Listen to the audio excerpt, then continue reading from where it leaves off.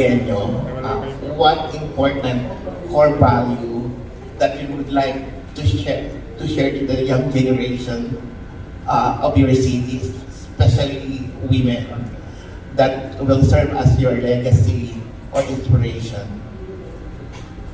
Okay, thank you for that question. You know, I was born and raised in Barangay Pinagbuhatan, so I'm living there for like 22 years now. So I've learned so much from my barangay, and we have a very diverse tradition. We have a very nice culture, and up until now we still preserve it. And I like to highlight the rehabilitation that we're doing in our barangay, which is the rehabilitation of the Pageant Creek, or what we call the Pitukhang Manok. So I'd like to highlight there that we as Pinagbuhateños, we take care of our culture and we take care of our history. We wanted to not just look back, we wanted the current Pinagbuhateños to experience that. And I'd like to give emphasis on that, because what our barangay is doing could be an inspiration not just for all of us, but also for the citizens living in our barangay. So I'd like to commend, of course, our barangay chairman and the rest of the council, because of that, I am very glad and I'm very proud that my barangay is preserving our culture.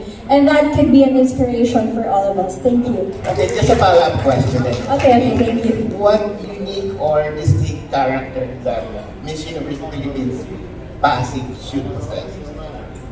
I think the next Miss Universe Pasig should possess the ability to connect with the people, because being a beauty queen is not just the glitz and the glamour, it's all about what you advocate for. So I think that's it. Beauty queens should not just be pretty on stage, but we should also be knowledgeable on what we have, on what the current events are, so that we can be able to inspire other people and also learn from the stories of other people and voice it out, not just to Pasig City, but to the whole universe. Thank you. All right. Thank you and best of luck. Alright, thank you so much, Sir Noddy. Yeah, from Pinagbuhatan, somebody who could connect to people. And of course, one down, 17 more to go. Who is your pick? Hi, good afternoon. My name is Franz Ivan, but in the pageantry world, they call me Mars Franz. And I would like to ask Miss Bagong Ibo. Miss Bagong Ibo. Let's go. Super team. I know. Thank you so much. Hindi pa ako nagtatanong. Charing lang. They're so pretty, super. My question is, what is your definition of a true beauty? The true beauty of a person always comes from what's there inside, and their beauty in the inside will always reflect on what's there and on their outside. And I believe that it is not all about the beauty. It is about how we connect with the people, how we connect with the people, and how we present ourselves to other people. Thank you. Thank you so much. Thank you for that question. Thank you so much for joining us right here. Bagong Ibo. Alright, again, breathe, ladies. Kaya natin to. Just getting to know you better. Alright, our next question. Hello, good afternoon, ladies. I'm Armin Adina from the Philippine Daily Inquirer. I'd like to call a candidate from Capitolio. Capitolio. Hello. Hello, good afternoon. Good afternoon. May I know what, in your opinion, is the most important thing about Pasig City that you'd like to share with the whole nation? So to be honest, I've been in Pateros, Taguig, and even Rizal, and Pasig has a different view on my heart. It's like, even though I'm not born in Pasig, but staying in Pasig for like several years have made me feel so welcome. And I see that being the green city, I mean, do you know that people are very welcoming? And people are very adaptable, flexible, and you can know, and I know that me myself, I have a Pasigueño heart. That will be all. Thank you. Thank you very much. Sige pa, sige. A very inclusive city. All right. Hello. Good afternoon. Hanggang lalo ka aking kapangyarihan. Oo eh. So, pwede ba dalawang candidates? Sige, Okay. so, comes from you. Yeah, thank you so much, Miss Palandio and Miss Maybunga. Ayan. Hi, Miss Palandio. So, may question. Palatio first. Yeah. Palatio. Palatio. Palatio. Okay lang, we are all learning here in Pasig. We are very adaptive and flexible. So, Barangay Palatio. Palatio. Okay. Hi, Miss Palatio. How old are you? I'm 24. 24. Is this your first time to join a pageant? It's my second. Second time. So, Miss Palatio, what's the best thing about being a Pasagueña? Being a Pasigenya is not about beauty. It's about being resourceful, being adaptable, and of course, being smart. So as an educator, I am a teacher of Japanese students. The number one goal of Pasig is to implement best programs for our Pasigueños, especially scholarships, of course, and of course, aside from scholarships, lively programs, and when these young minds become future leaders, so they will implement better laws as well and poverty alleviation, what else? A livelihood for the Pasigueños as well and for the betterment of the society and of course the whole Pasig City. Thank you so much. So much. Thank you, Madam.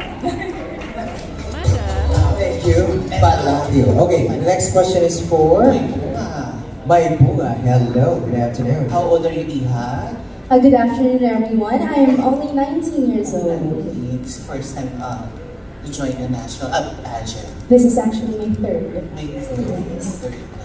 Of course, mag-e-election na Iha.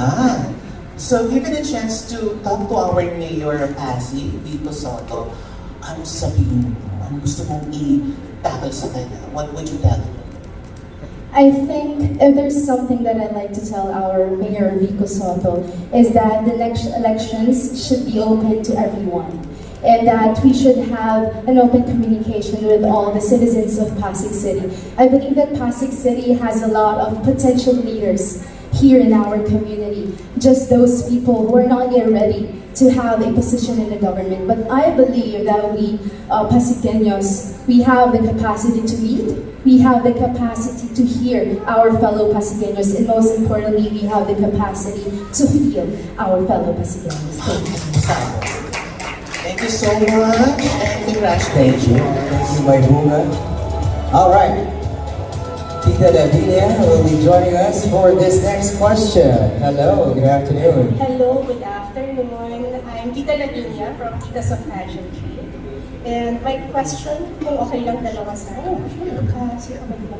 Miss Santa Lucia, and then Miss, yung nasa likod ko, Santa Lucia and Pinagbuhat. tapos na ba? Tapos na. First one.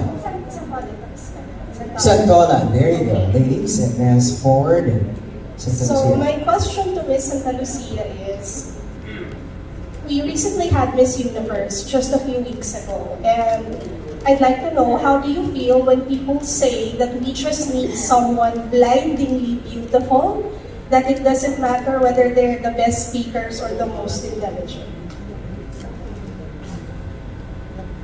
As Miss Universe happened last week, we all know that our representative did really well.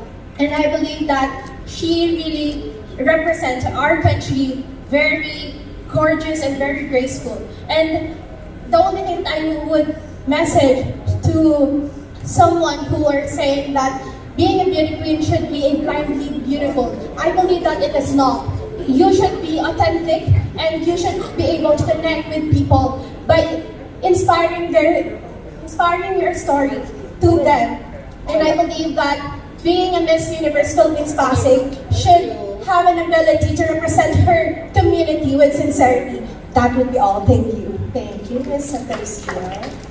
And my next question is for Miss Santolan. Good afternoon. Good afternoon, ma'am.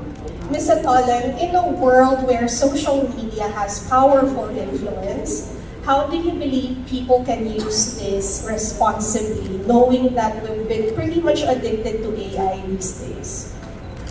Well, thank you for that question. As we humans are evolving, technology as well is evolving, and we should use technology to our advantage to promote our advocacy and influence people in our good deeds. So, as I am standing here today, I will use my voice and this platform to share and influence, not just to touch the hearts of the Pasigueñas, but also to the whole universe. Thank you. Thank you very much. Good use of your platform. Thank you, Talabina. All right, our next question. Hello. Sherman, I'd like to hear the voice of Miss Rosario. Miss Rosario, come on. Right here. All right. The question is, aside from yourself, who do you think should win this Pasig? Aside from myself, well, I believe that we're all here to run for the crown. Me and my fellow candidates, my sisters here in Miss Universe Philippines Pasig. Well, at this stage, I say that all of them, all of us, have an edge to win the crown. I couldn't pick one. I'd say each of them, from every barangay, have something to bring to the table, whether it's their wit, their beauty, their advocacy, or their vision for the future, or even the way they carry themselves on stage. I believe we all have a presence that is deserving of the crown, deserving to represent Pasig, and deserving to bring their voice to the universe, or at least our part of the universe. Thank you. Oh, I love it. How congenial you've been. Hey. Hi, good afternoon everyone. Good afternoon ladies. This is Jay from Pageant. I'd like to call Pinagbuhatan. Again? Pinagbuhatan. Pinagbuhatan. She already answered. Okay lang ba? Twice. Okay, sorry. Miss Ugo. Miss Ugo. Alright. Ready to make some noise. Hi, Miss I hope Ugo. you are all doing good today. You enjoyed our introduction. Alright, good afternoon. You're so beautiful. Alright, my question for you is, aside from your beauty, what do you think is your advantage among the other candidates? Actually, it's my second time to join. Before, I used to join in national pageant, but then this time I began to join Miss Universe Philippines.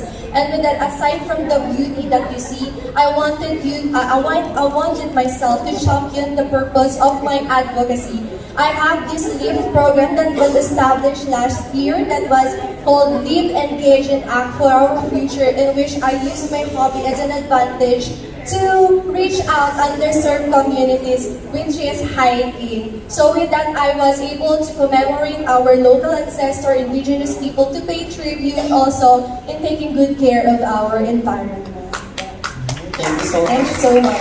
Can I have one candidate? Let's have...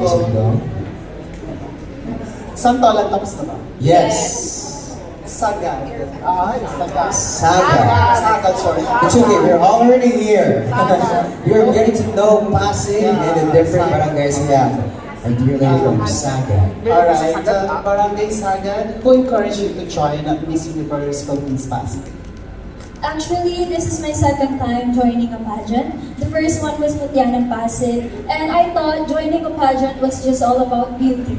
But standing here in front of you is all the empowered women. So the one that encouraged me the most is myself. That I always thought to myself that no one is my competition but myself. So I think I am standing here in front of you to face my fears, but not just to compete with these ladies, but to compete with myself and to be the best version of myself. Thank you. Alright, my final question. Alright, so what makes you a Miss Universe Philippines Pasig? I think what makes me a Miss Universe Philippines Pasig is that I am resilient and I am hardworking. I just wanted to share to all of you that I am an SK Kagawad in our barangay, and I am also working in a corporate world. So what makes me, that would be the Pasigueñas. I think I represent the Pasigueñas. All of the Pasigueñas here is hardworking and resilient. Thank you. Thank you so much, and best of luck to you. Thank you, Miss Saga. Alright. Good afternoon, ladies. My name is Dimi. That's all you want to know. I'm from the Substance movie.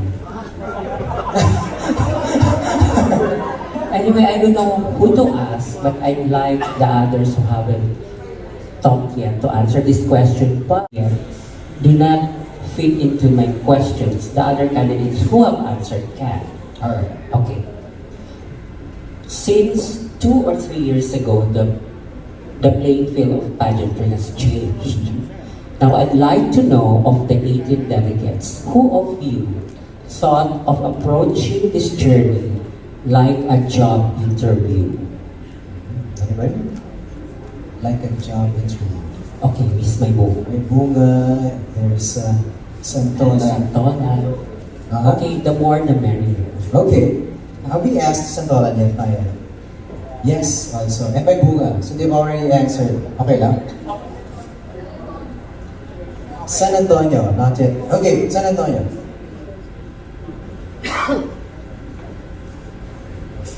Good afternoon, sir. Can you repeat the question again?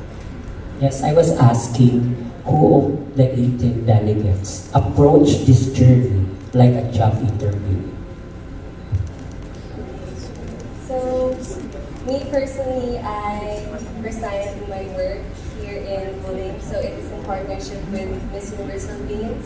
I'm here right now standing in front of you here in One Shangri-La because I believe that I have the power to drive for a change here in Pasig. I believe that I am disciplined enough to sacrifice all the mistakes or the hard work I lost, but I believe that I can empower my fellow young women that we have the power to change. Good job. Thank you so much. I love it how they really put it into heart, the challenge. So everybody has been asked? Not yet. Who else? Can you raise your hands if we haven't asked you? Yeah, we have a couple. 1, 2, 3, and 4. Hi. Good afternoon. The lady at the back, please. Kalyoga. Hello. Hi, I'm Ferdy from Eventology. My question for you is, should pageant contestants or the winners especially involve themselves in political discussions? Good day, everyone. For me, as a candidate of Miss Universe Pasig, I would think that we should be a beacon of hope and an agent of change of this society. So I believe that the beauty queens should involve themselves in when it comes to political aspect, because that would be a part of change of us Filipinos, and that would make us makabagong Pasigenya sa makabagong panahon. Thank you. Active citizenship. All right. More questions. We got 3 more, I think, who haven't answered yet. So, there you go. Thank you so much. Hello, good afternoon. Anton from Pageant Talk. So my question goes to Ms. Pampang. Hello. So how will you convince Miss Shamsi Subsub and of course the judges to choose you as the winner of Miss Universe Pasig? Well, that is a tough question, but I think for me, amongst all of the girls, I am one of those who had a lot of experience when it comes to pageantry. This is actually my 5th pageant, but that's one of the edges I think I have, because I know how it runs, what happens during pageants. But I think one thing that I can show to them, to our organizers, to Ms. Shamsi, is that how resilient I am. Amongst that 5 pageant, not all of those I won, but still I'm here.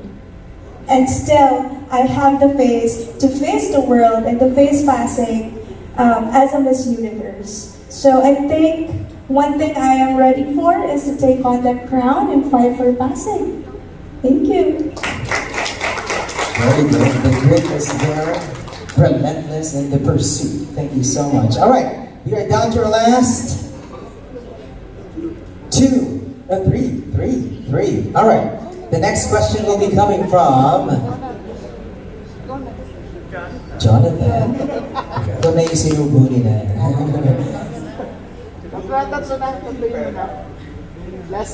We have San Miguel, Orango, Manggahan, Calawaan, and De La Paz. Marami pa pala.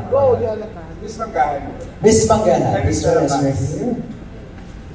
And Miss De La Paz, both of you, right here in front. Okay. Alright. I guess the question is, what sets you apart from your fellow candidates? What sets you apart from your fellow candidates? Miss Manggahan, you want to take it first? Tagalog. Ano ang kakaiba sa iyo sa mga kasama mo? What sets you apart? Yes. Thank you sa magandang katanungan po. Para sa akin, ang kakaiba po dito sa magagandang fellow candidate ko po is yung naiiba po ako dun sa advocacy ko po. Kung paano ko ibahagi yung advocacy ko, kung paano ko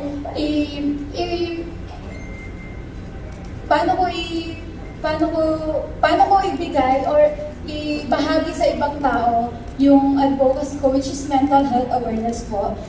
Kung hindi niyo po matatanong, bakit ito nga ba yung advocacy ko? Gusto ko lang din po mag-share dahil nakaranas din po ako, I was diagnosed po 1 year sa depression po. Several depression. So, para sa akin, dahil nakaranas ako noon, alam kong yung advocacy ko na yun, may share ko po sa iba na lagi nilang aalagaan yung sarili nila, na wag nilang papabayaan yung sarili nila, and then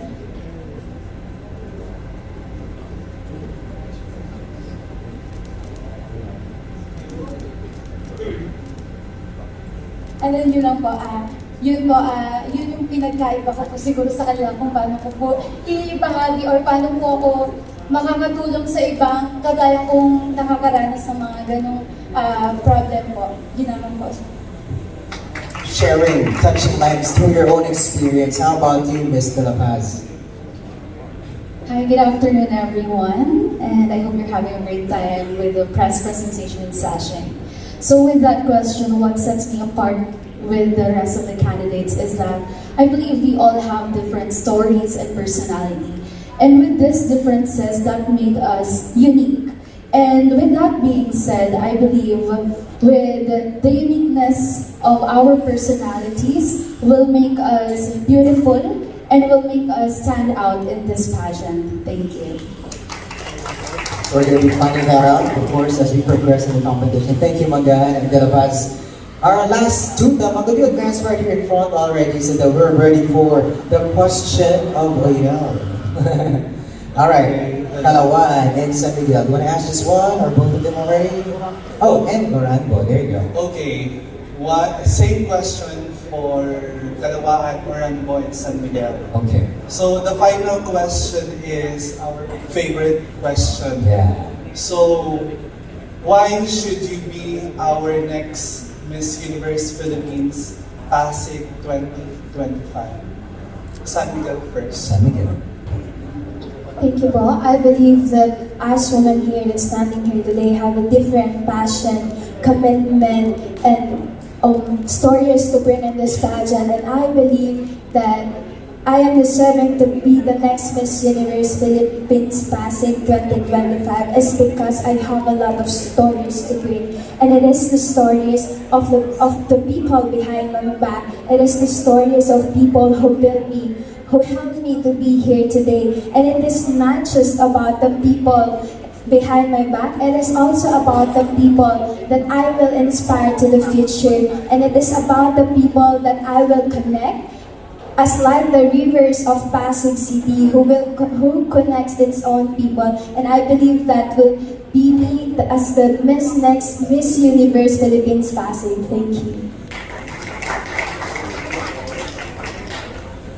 Just like her question, I believe that I am fit to be the Miss Universe Philippines Pasig because of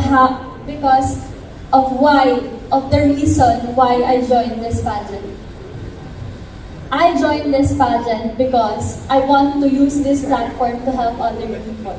I want to live the legacy of my father for helping other people, and I believe that this platform will be a great a great platform for me to extend help, not just in our barangay, not just in Pasig, but also in other places in the Philippines or in the universe. Thank you.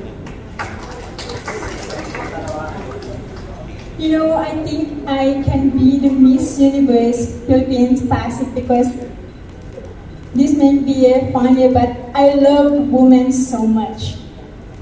You know, growing up watching pageantry and TV late night in the evening, I always think first that this platform is all about objectifying women or pitting women against each other. But as I grew up, I realized that this platform is also can be a platform for leadership. Because I know that aside from being a mother, nurturer, and carrier of life, I think that women is the natural born leaders. And so I think that's the reason why I'm fit to be a Miss Universe Philippines, because I've always admired women and I am fit to be a leader so that I can inspire and also make an impactful, be a positive catalyst of change in the Philippines or in the universe. Thank you. Oh yes, we love women, ladies and gentlemen, right here in Miss Universe Philippines Pasig 2025. We honor them, and of course, we're going to be putting their stories forward as we continue on. You just had a preview of the grand court.